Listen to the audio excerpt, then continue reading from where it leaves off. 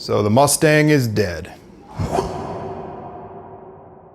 I hadn't really done a whole lot with the Mustang lately because it's summer here in Phoenix, and summer is basically like Satan's asshole. It's been hot as balls and no one wants to climb around under a car when it's 112 outside. But somebody I know at work was like, hey, I want to check it out. He's a big Mustang fan and he expressed some interest in it. So I was like, no problem, I'll bring it to work for you. So I got up and got ready for work and everything and hopped in the Mustang yesterday as opposed to my Sentra.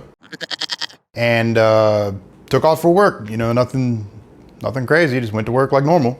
I was cruising up 32nd Street here in Phoenix, and at the crossroads of 32nd Street and Southern, some dude in a black Cadillac decided that, yeah, it's time to turn east. Turned right in front of me. I have no idea why. It wasn't even remotely close. I mean, as you'll see in the pictures I'll put up here in a second, it's not like I just grazed his back bumper and he almost made it. No. So here's a couple pictures of the Mustang.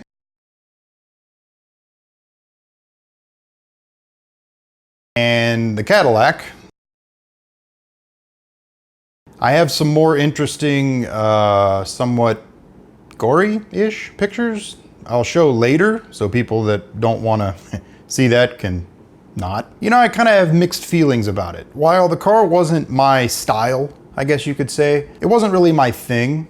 Domestics as a whole never really have been. So that being my first ever domestic car, it was, you know, my uncle was happy about it. He's a big Mustang fan too. Yeah, I never really planned on keeping the car anyway, so I wasn't really that attached to it. And it handled like a freaking boat. Like, I'm used to the Nissans that I drive. I mean, even my old twin turbo from 1990 handled 1,000 times better than that thing did. And it was 14 years newer.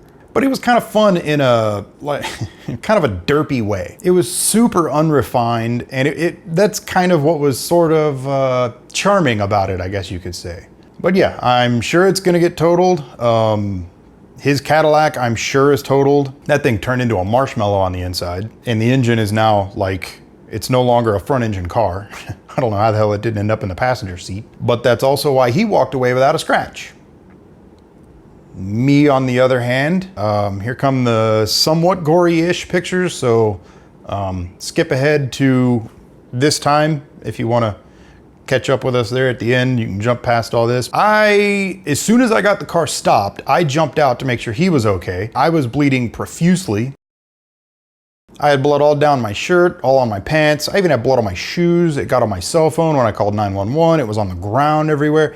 Head wounds bleed a lot. As soon as it started bleeding, I was like, well, okay, I'm cut. That sucks, but it's nothing serious, no big deal. Made sure he was okay, and he kind of did the sort of thing at me, and I was like, fine, whatever. I didn't realize how bad I was cut. I actually have like a 2-inch cut on the top of my head.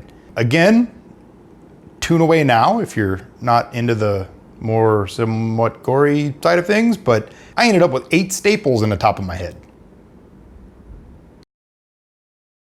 Yeah, needless to say, yesterday was a day full of firsts. My first CAT scan, my first time ever getting stitches or staples, my first time ever being in a car accident involving another car. So yesterday was an eventful day. But yeah, that kind of put an abrupt end to my Project Mustang.